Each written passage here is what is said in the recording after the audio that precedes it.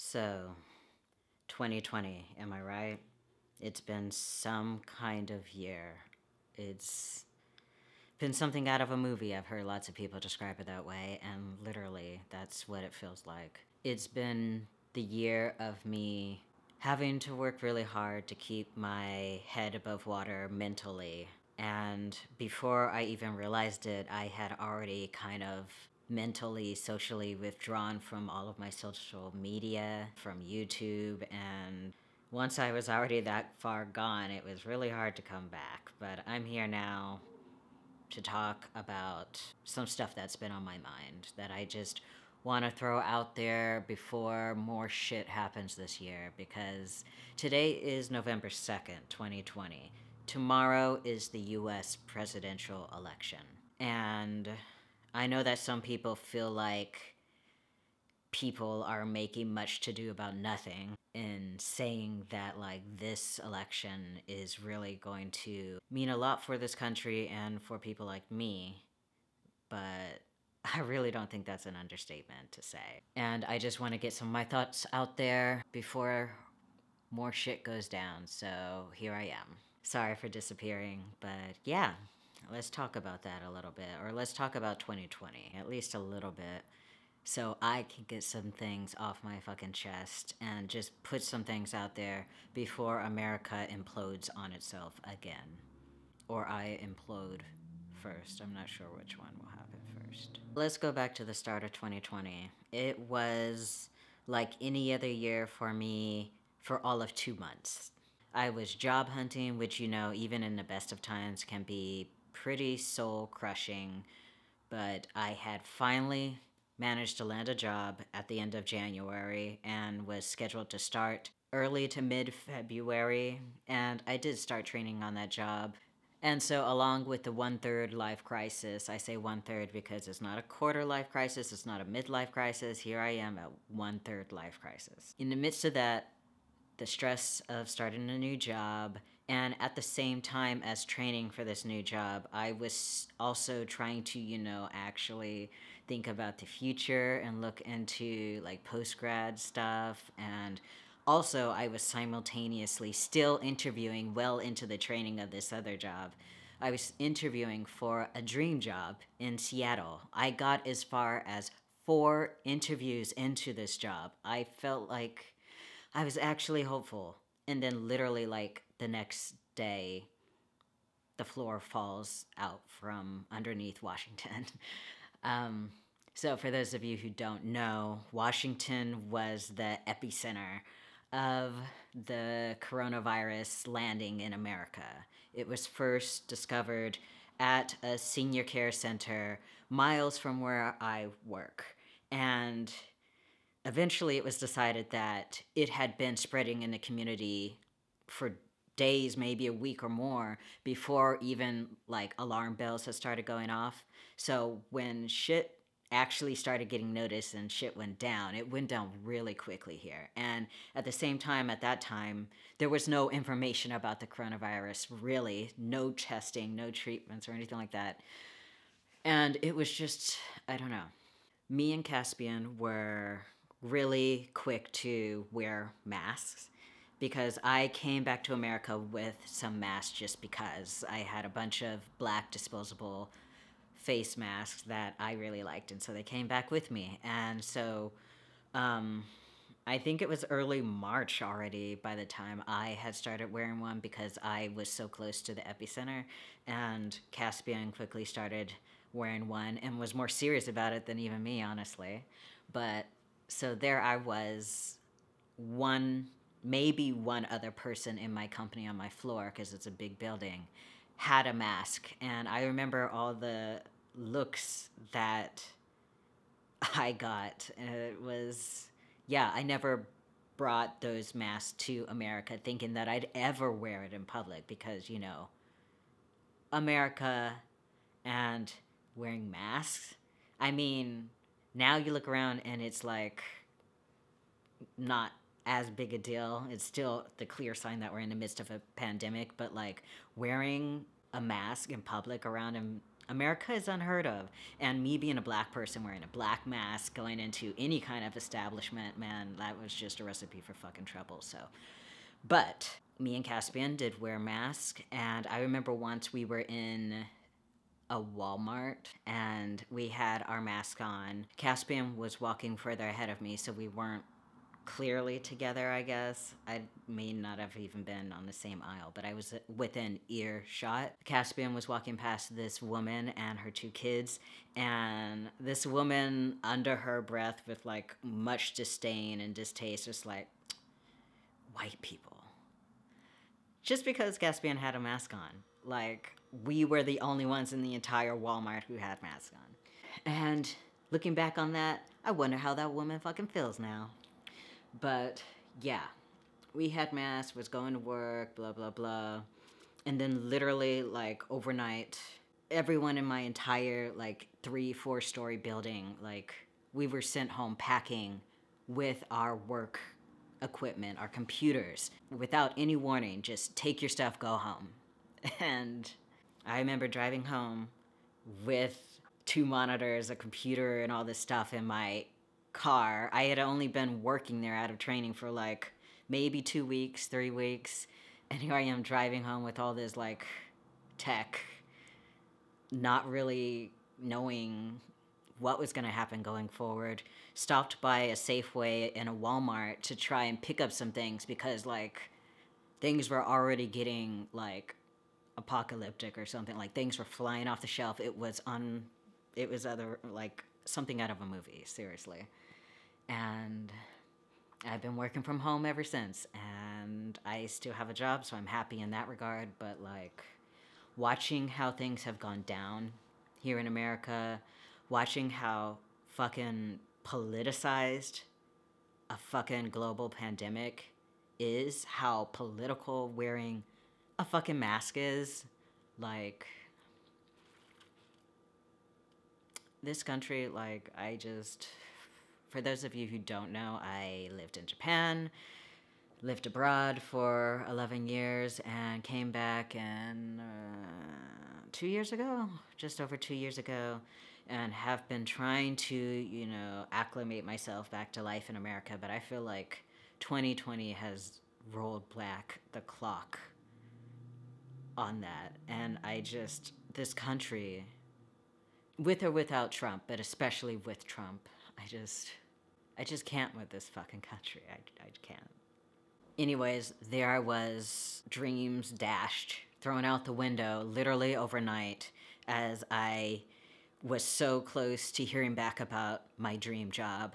I had just had a 4th interview that had been made a phone interview by that point because Seattle was locking down and I couldn't go into Seattle to have the 4th interview in person. And just never heard back because like just the ground fell out from beneath Washington and everything locked down. And yeah, found out maybe like the next business day after getting sent home with my equipment that someone in our building had tested positive for COVID-19. That explained a lot. Anyways, I don't need to explain the fucking pandemic to you. We are all living through this. I'm sure all of you have your own very vivid memories of how shit went down where you are. I've been incredibly fortunate in terms of having not lost anyone close to me, which I know not everyone can say, and so I feel some kind of shit for bemoaning, complaining about how hard this pandemic has been when it's clearly been much harder for other people. And had I lost my job that I had just gotten, I don't even know if I'd have the mental wherewithal to be making this video right now, but yeah. So there's that side of this fucking year, the pandemic. It's been a thing that is really hard for all of us, I'm sure. So the pandemic aside, I am in America. Yeah, it's impossible to forget that fact. This country is some kind of piece of work. pandemic, amidst the pandemic, came the summer, or rather April, May, June, and America's so-called racial reckoning. And to be honest, because I haven't been so devastated by the pandemic as I'm sure many other people have been, for me, the thing that really knocked the wind out of me this year, on top of the pandemic, but even more so, is this whole racial shit that went down this past summer. That was the straw that pretty much broke this camel's back. It's why, try as I did to come back to YouTube, to my blog, and like let out the really, really strong feelings that I had this past summer, I just couldn't, because it was too raw. It's still too raw. I would have just been tears and cursing and anger, and it wouldn't have been good. So I stayed away from YouTube, and I am not really going to talk in depth about my feelings about this country and its so-called racial awakening.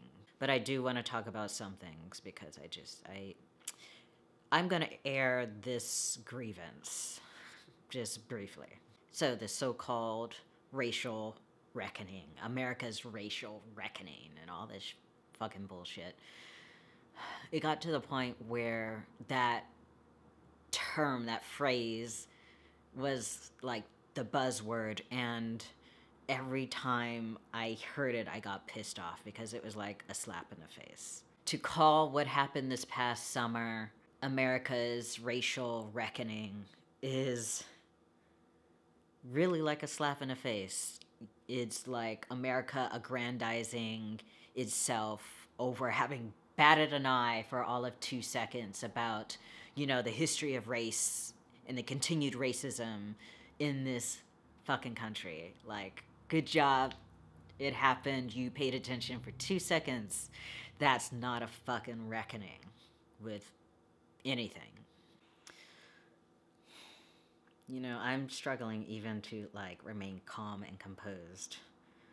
Even just glossing over this little bit that I am going to do, because there's a lot of salt and a lot of cynicism behind all of my thoughts regarding race, but especially this past summer. America hasn't come to terms with or reckoned with shit, and that needs to be fucking recognized. Also, I really wish the media at large would be more cognizant of how playing videotape audio of a man being murdered over and over and over and over again, how fucking triggering that is for the continual trauma that Black people in this country live through every fucking day. To have gone for months, and it's still not over, of seeing that videotape over and over again, hearing it over and over again. And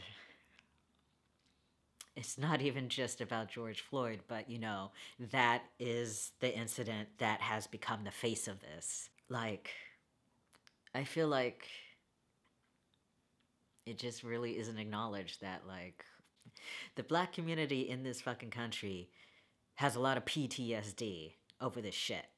And I get that it has to be played over and over and over again so that people don't forget, so that people remain mobilized.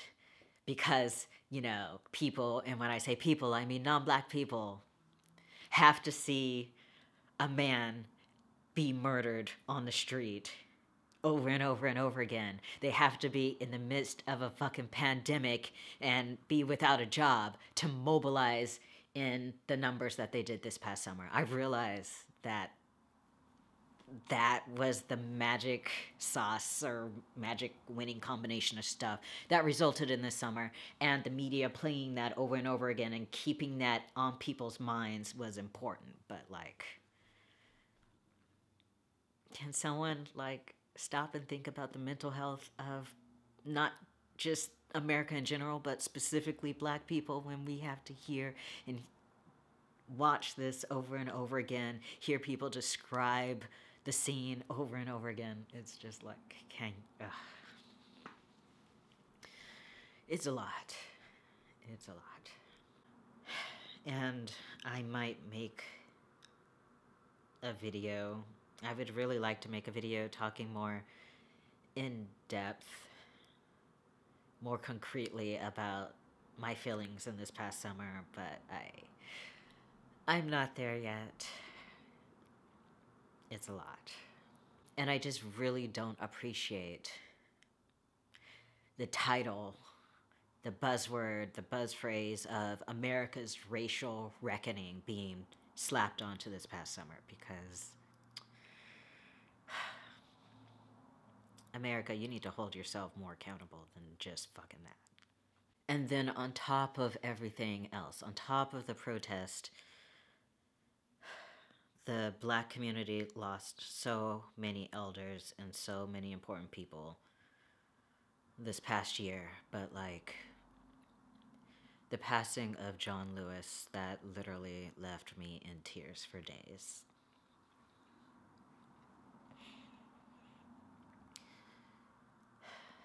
This past year has been a lot, but like when people ask me how I'm doing, I know that they're always talking with regards to the pandemic, and that's legit. I'm glad that they're asking that. They should be, and I should be asking them that. We have to communicate and keep in touch to make it through this. But like, it's already like people have forgotten about this past summer and like have no consideration for like what black people are dealing with. Not only with regards to this past summer, but with regards to this upcoming election, with regards to life in this godforsaken country in general. And that's really frustrating.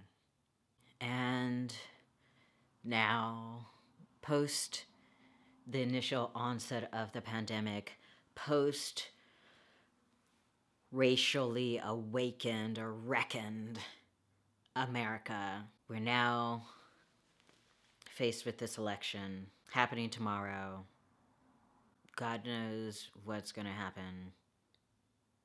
I tell you, this past summer, there were several times when, I kid you not, I am not exaggerating, I literally found myself asking myself,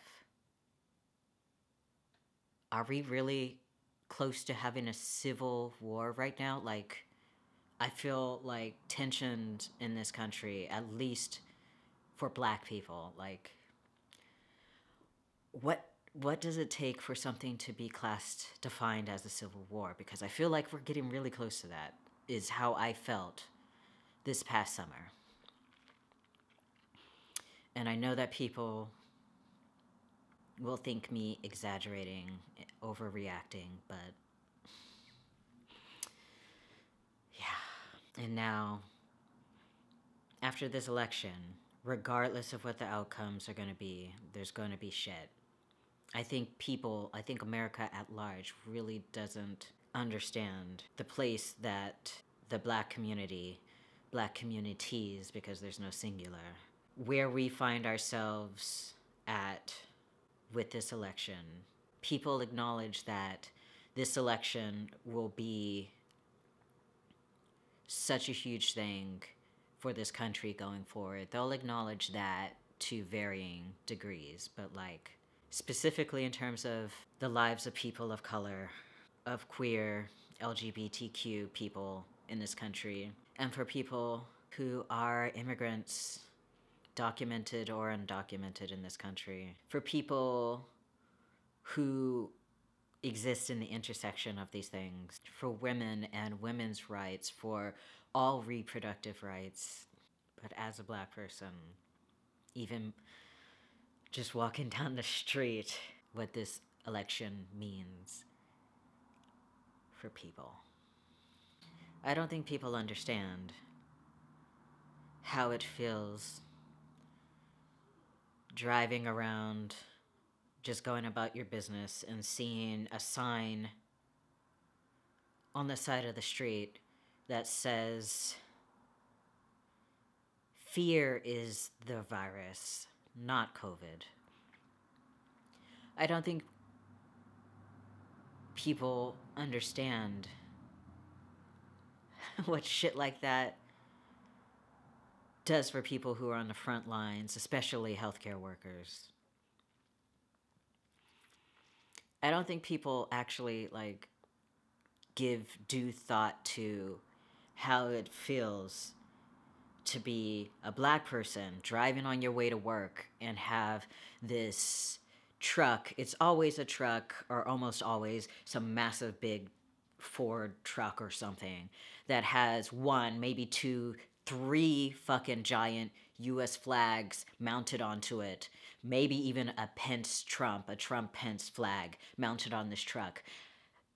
The instant pang of fear that comes across you when you see someone like that on the road next to you. They may have American flags on their cars, but it feels like it's a fucking Confederate flag. And whether that person means it to come across as such or not, that's what it fucking feels like. Driving on the roads right now. And people with those fucking flags and shit, and all kinds of bumper stickers and shit driving around, view themselves as just expressing their political opinion, who they voted for.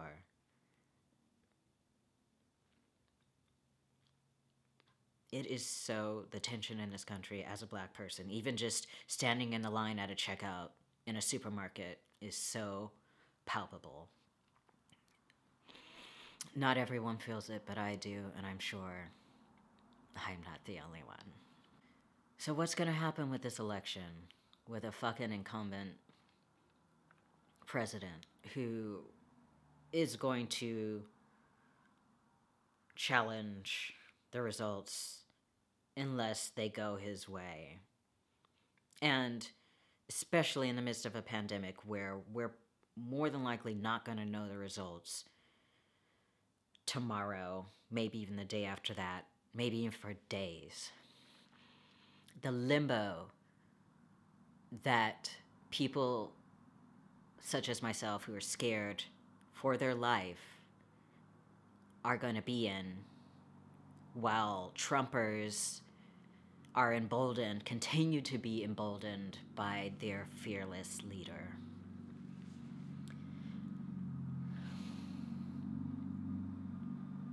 Goddamn traffic, shut up. My mom has told me some things over these past months that no one should have to worry about their mom because there's a Trumper up the road from her with her Trump signs out in her yard, coming up to my mom and another black neighbor, talking about how they should all get their guns and go and shoot some of the Black Lives protesters. To my mom and another neighbor who are black. How people like that might respond or act with this election.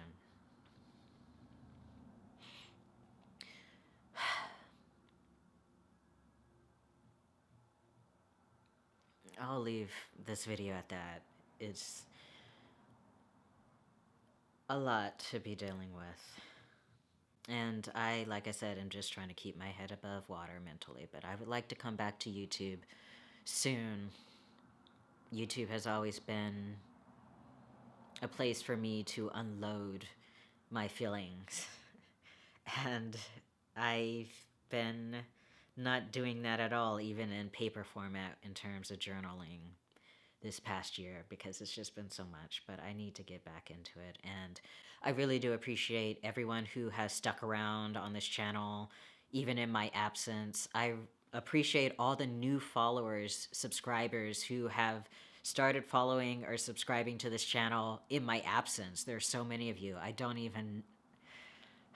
Thank you guys for sticking through this with me, and I really hope that you're all staying safe or as safe as you can, and not just trying to take care of your fam and others, but also yourselves. Please look after yourselves and stay safe. Stay safe. Yeah. See you again soon.